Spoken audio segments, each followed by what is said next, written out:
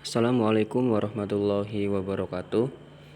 Perkenalkan, saya Pandi dari Program Studi Pendidikan Biologi semester 3. Pada mata kuliah mikrobiologi kali ini, kita akan membahas tentang protozoa atau si protista yang mirip hewan. Nah, kalian tahu apakah itu protozoa? Protozoa berasal dari bahasa Yunani yang terdiri dari dua kata, yaitu proto dan zoa. Proto berarti pertama dan zoa berarti hewan. Jadi protozoa adalah hewan pertama atau first animal. Kemudian protozoa ini merupakan organisme bersel tunggal yang sudah memiliki membran inti atau eukariota. Dan protozoa berukuran mikroskopis, yaitu sekitar 100 sampai 300 mikron. Nah, kemudian kita masuk ke ciri-ciri protozoa. Nah, yang pertama berdasarkan ukuran dan bentuk tubuh.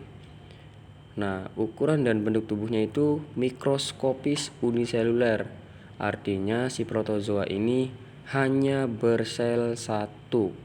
Kemudian bentuknya bervariasi dan alat geraknya menggunakan silia, flagel, dan pseudopodia. Nah, silia ini bergerak dengan menggunakan bulu getar, kalau flagel bergerak menggunakan bulu cambuk, sedangkan pseudopodia bergerak dengan menggunakan kaki semu. Nah, yang kedua berdasarkan habitatnya. Protozoa biasa hidup secara soliter atau koloni atau berkelompok. Kemudian hidup bebas di air tawar maupun air laut. Dan ada juga beberapa protozoa yang hidup di tanah. Kemudian bersimbiosis di tubuh hewan atau tubuh manusia. Nah, yang ketiga ada struktur dan fungsi tubuh. Nah, protozoa ini memiliki membran plasma, sitoplasma, vakuola makanan, vakuola kontraktil, dan inti sel, di mana membran plasma ini berfungsi sebagai pelindung dan pengatur pertukaran makanan dan gas. Kemudian ada vakuola makanan yang berfungsi untuk mencerna makanan, dan vakuola kontraktil yang berfungsi untuk mengeluarkan sisa makanan dan osmoregulator, serta inti sel sebagai pengatur seluruh aktivitas sel. Nah, yang keempat ada cara hidup. Protozoa ini biasanya heterotrof, bersifat heterotrof atau tidak dapat membuat makanan sendiri, dia itu bergantung kepada organisme lainnya. Kemudian dia bersifat parasit dan predator. Nah, yang terakhir yang kelima ada cara reproduksi. Nah, reproduksi protozoa ini dibagi menjadi dua, yaitu secara vegetatif atau aseksual dan secara generatif atau secara seksual. Nah, secara vegetatif, protozoa ini bereproduksi dengan pembelahan biner, yaitu pembelahan dari satu sel menjadi dua sel, dari dua sel menjadi 4 sel, dari 4 sel menjadi 8 sel, dan seterusnya. Kemudian secara generatif, si protozoa ini bereproduksi dengan penyatuan gamet atau bisa juga dengan konjugasi. Nah, ini adalah klasifikasi dari protozoa. Nah, berdasarkan alat geraknya, protozoa dibagi ke dalam 4 filum. Yang pertama ada rhizopoda, ada ciliata, ada flagellata, dan sporozoa.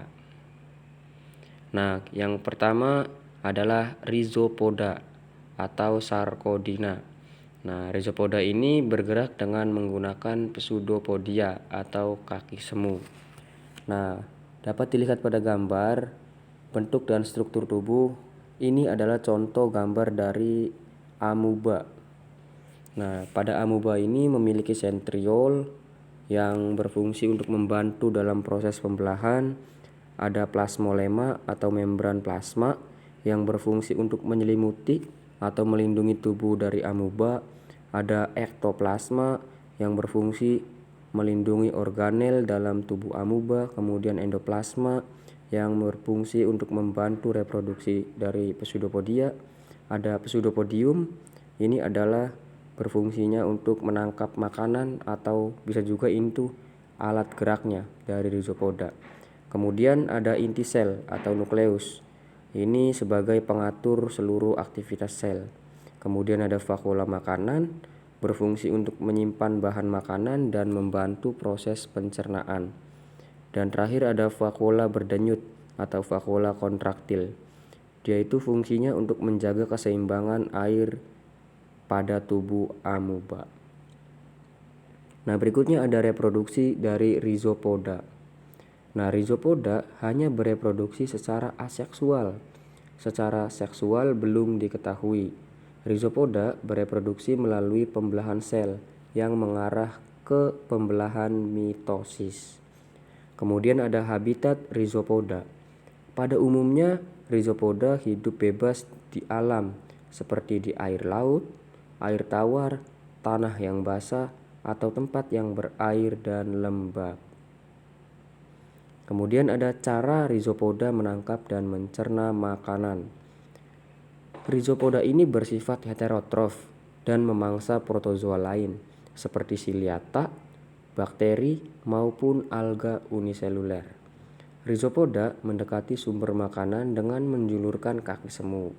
Kemudian kaki semu akan mengelilingi sumber makanan hingga permukaan membran yang mengelilingi makanan tersebut bertemu. Nah, contoh dari rhizopoda sendiri yaitu ada Amoeba proteus, ada Entamoeba gingivalis, Entamoeba coli, Entamoeba histolytica, ada Difugia, ada Arcella, ada Foraminifera, ada Radiolaria, dan Heliozoa. Nah, yang kedua adalah Ciliata. Nah, Ciliata ini bergerak dengan menggunakan bulu getar. Nah, dapat dilihat pada gambar, ini adalah contoh dari Ciliata yaitu Paramecium. Nah, ini adalah bentuk dan struktur tubuhnya. Paramecium ini memiliki silia ya. Silia ini sebagai alat geraknya. Kemudian ada mikronukleus. Mikronukleus ini berperan dalam reproduksi seksual. Sedangkan makronukleus berfungsi untuk mengendalikan metabolisme dan berperan dalam reproduksi aseksual. Kemudian ada pelikel. Pelikel ini berfungsi memberi bentuk tubuh pada paramecium. Dan ada vakuola kontraktil. Nah, vakuola kontraktil ini sama fungsinya untuk menjaga keseimbangan air dalam tubuh. Kemudian ada celah mulut. Ya, fungsinya ini memasukkan partikel makanan. Nah, ada vakuola makanan berfungsi untuk membantu proses pencernaan makanan. Dan ada lubang anus yang berfungsi untuk mengeluarkan air yang berlebihan.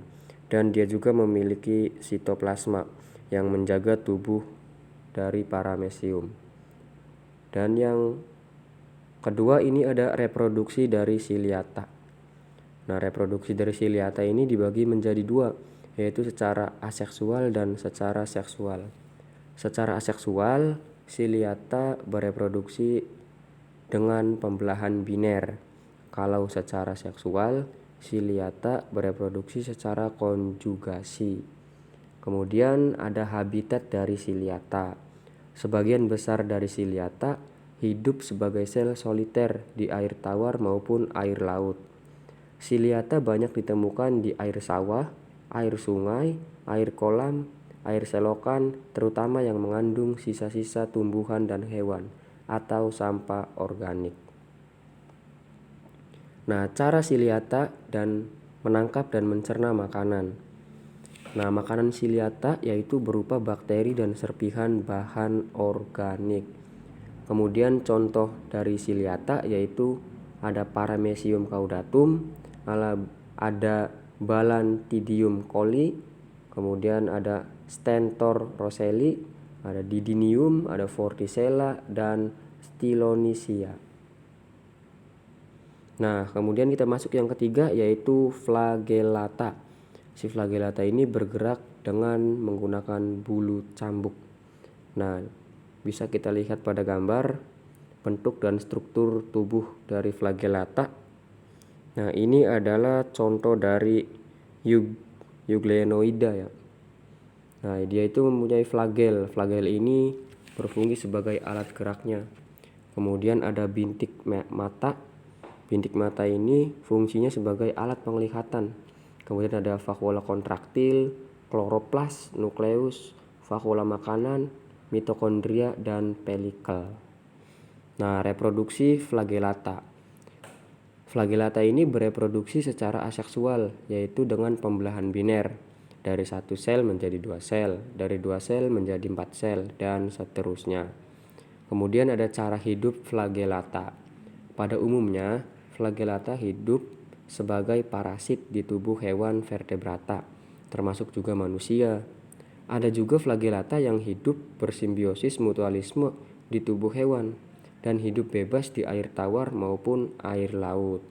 Nah, contoh dari flagellata sendiri yaitu ada Trypanosoma brucei gambiens, ada Trypanosoma brucei rhodesiens, ada Trypanosoma cruzi, ada Trypanosoma evansi, ada Trypanosoma lewisi, dan terakhir ada Trichomonas vaginalis. Nah, yang terakhir adalah sporozoa. Nah, dapat kita lihat pada gambar bentuk dan struktur tubuh pada sporozoa. Dia itu memiliki sonoid, polaring, rhopti, dense granules, ada nukleus, nukleolus, mitokondria, pasteur, dan yang lainnya. Kemudian cara hidup sporozoa ini biasanya seluruh sporozoa ini hidup sebagai parasit di tubuh manusia dan hewan. Nah, misalnya pada burung dan reptil. Sporozoa masuk ke dalam tubuh inang dan ditularkan melalui hewan perantara. Contohnya Plasmodium. Nah, contoh dari sporozoa yaitu ada 2, Plasmodium dan Toxoplasma gondii. Nah, berikutnya ada reproduksi sporozoa. Nah, reproduksi sporozoa ini dibagi menjadi 2 ya. Ada aseksual dan seksual. Secara aseksual yaitu dengan pembelahan biner. Kalau secara seksual yaitu dengan peleburan antara gamet jantan dan gamet betina. Nah, kemudian reproduksi secara seksual dan seksual terjadi secara bergilir dalam siklus hidup yang sangat rumit dan terjadi beberapa kali perubahan bentuk sporozoa pada saat berada dalam tubuh hewan perantara maupun di tubuh inang. Nah, pergiliran reproduksi aseksual dan seksual dalam siklus hidup Plasmodium adalah sebagai berikut. Nah, ini adalah siklus Plasmodium. Nah, atau yang sering kita kenal itu dengan penyakit malaria.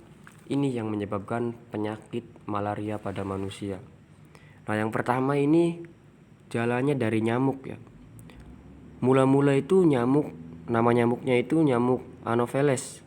Nah, nyamuk Anopheles ini yang jenis betina yang mengandung sporozoid Plasmodium menggigit manusia dan meninggalkan sporozoid di dalam jaringan darah. Nah, kemudian melalui aliran darah, sporozoid masuk ke jaringan hati atau liver. Nah, sporozoid bereproduksi secara aseksual atau pembelahan biner berkali-kali dan tumbuh menjadi merozoid. Nah, dari merozoid juga tumbuh dan bereproduksi secara aseksual atau pembelahan biner juga secara berulang-ulang sehingga terdapat merozoid baru. Merozoid baru ini kemudian disebut dengan tropozoid. Nah, tropozoid keluar setelah memecah sel darah merah dan menginfeksi sel darah merah lainnya secara berulang-ulang dengan interval 48-72 jam atau sekitar 2-3 hari, bergantung pada spesiesnya juga. Nah, kemudian di dalam jaringan darah, beberapa merozoid membelah dan membentuk gametosit jantan atau mikrogametosit dan gametosit betina atau makrogametosit. Kemudian, jika nyamuk Anopheles betina lainnya menggigit dan menghisap darah penderita, maka mikrogametosit maupun makrogametosit akan berpindah dan masuk ke dalam saluran pencernaan nyamuk. Nah, di dalam saluran pencernaan nyamuk, mikrogametosit tumbuh menjadi mikrogamet, sedangkan makrogametosit tumbuh menjadi makrogamet. Kemudian setelah itu, mikrogamet dan makrogamet mengalami fertilisasi sehingga terbentuk zigot diploid yang disebut ookinet. Nah, peristiwa ini merupakan reproduksi secara seksualnya. Nah, ookinet masuk ke dalam dinding usus nyamuk membentuk ookista yang berdinding tebal. Nah, di dalam ookista berkembang ribuan sporozoid. Nah, sporozoid ini keluar dari dinding usus dan berpindah ke kelenjar ludah nyamuk. Nah, sporozoid akan mengalami siklus yang sama saat nyamuk menginfeksi orang sehat lainnya. Nah, ini begitulah siklus dari Plasmodium atau penyakit malaria. Nah, berikutnya ini ada peran menguntungkan dan peran yang merugikan.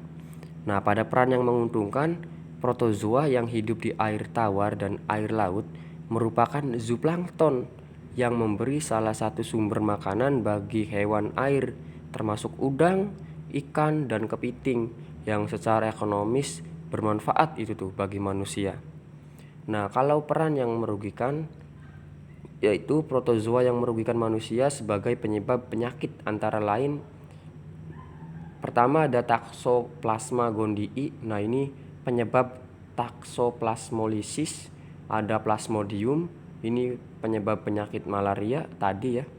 Kemudian ada Leishmania, penyebab penyakit Kala-Azar. Ada Entamuba histolytica, penyakit disentri. Ada Trichomonas vaginalis, ini yang menyebabkan penyakit kelamin wanita, biasanya keputihan pada wanita.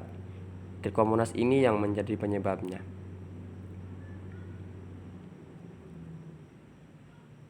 Nah, terima kasih, mungkin itu saja materi tentang protozoa yang dapat saya sampaikan. Kurang lebihnya saya ucapkan terima kasih. Wassalamualaikum warahmatullahi wabarakatuh.